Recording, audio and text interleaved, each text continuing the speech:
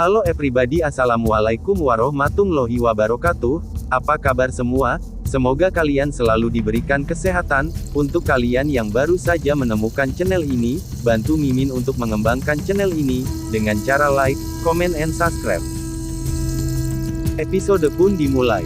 Terlihat saat itu Data yang sedang berjalan dengan kepala yang berat.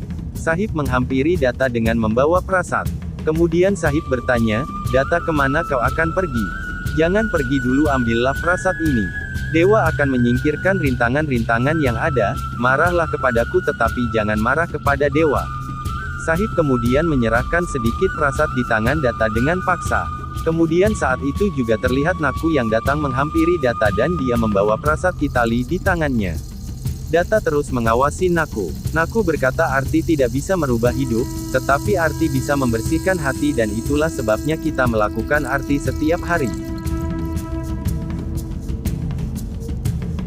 Data saat itu terlihat marah, dia kemudian meletakkan prasat lalu dia mencoba untuk pergi dari sana.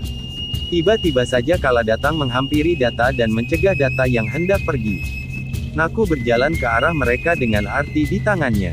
Kala kemudian memberikan arti pada Data, kemudian Kala mengatakan, "Istrimu membawakan arti untukmu.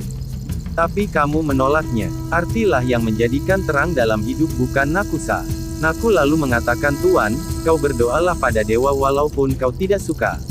Aku yakin sakit di dalam hatimu akan berkurang dengan sendirinya." Data kemudian menatap patung dewa. Kala saat itu menatap kalung Data dengan liontin dewa. Data melihat ke arah Sahib dan juga melihat ke arah dewa. Dia melepaskan kalungnya itu. Sontak semua orang pun sangat kaget melihatnya. Data pun melemparkan kalung tersebut yang mendarat tepat di tangan dewa.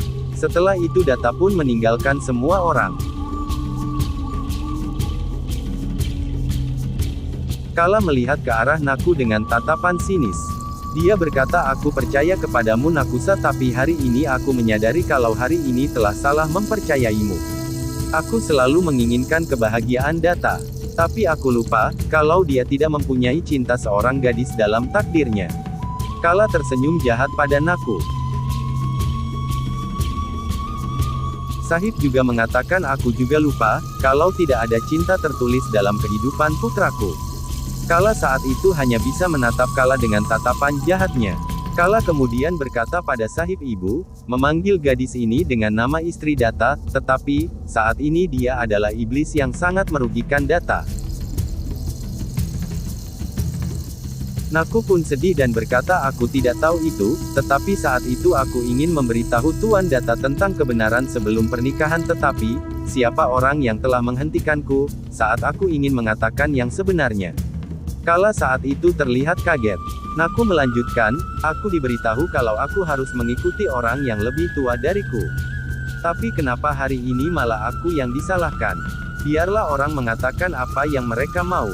Tetapi jika ibu yang memberikan berkat itu, aku pasti akan lebih percaya diri. Ibuku pernah mengatakan, kalau jika kita mendapatkan berkat orang yang lebih tua itu sama saja dia mendapatkan berkat dewa.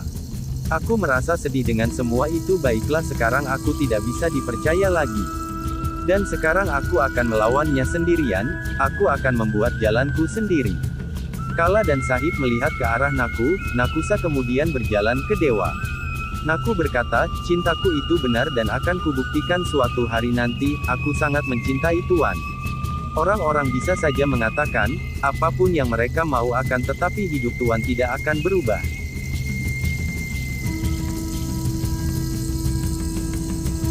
Kala kemudian mengatakan, "Apa maksudmu? Apakah aku tidak menyukai Data dan apakah aku tidak menyayanginya?" Naku menjawab, "Aku lebih percaya cinta ibu." Sementara Sahib hanya bisa menangis dan lalu dia berjalan pergi, sementara Kala semakin menjadi marah kepada Naku. Lalu kemudian Kala mengatakan, "Nakusa, kau menantangku." Lalu Naku berjalan ke dewa dan berkata, "Pertimbangkan dengan apa yang ku mau. Ini semua cinta sejatiku dan ini kekuatanku." Lalu Nakusa berjalan ke arah Kalawati dan Naku bertanya padanya, "Apakah kau sudah dengar apa yang tadi aku katakan?" Kala pun menjadi semakin marah dan dia ingin menamparkan Naku. Kala berkata, "Kau wanita kotor dan kau berani berkata seperti itu kepadaku.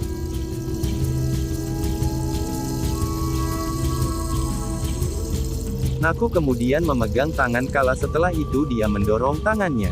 Naku berkata, kau mengatakannya dengan benar, aku ialah wanita yang sangat kotor, aku tidak punya apa-apa untuk dilepaskan, sekarang aku tidak punya cinta orang tua dan cinta suamiku, dan kamu seharusnya menjadi takut kepadaku karena kamu telah menceritakan kejahatanmu kepadaku. Dengan rasa percaya diri aku bisa saja menumpahkan kejahatanmu kepada semua orang kapanpun aku mau.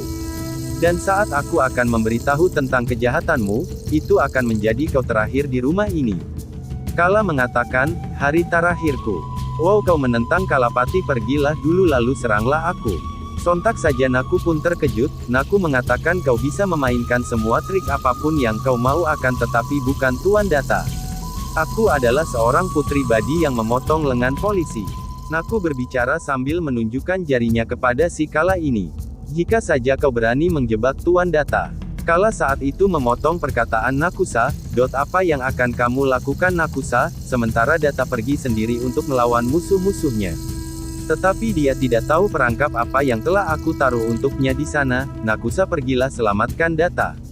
Sontak Naku pun kaget dengan perkataan si Kala jengking ini. Kala melanjutkan lagi, kamu tidak tahu permainanku atau trikku Nakusa yang malang, apa yang kau ketahui dari Kalapati? Setelah itu Kala jengking pun pergi meninggalkan Naku. Sedangkan Naku berjalan ke dewa lalu dia berdoa.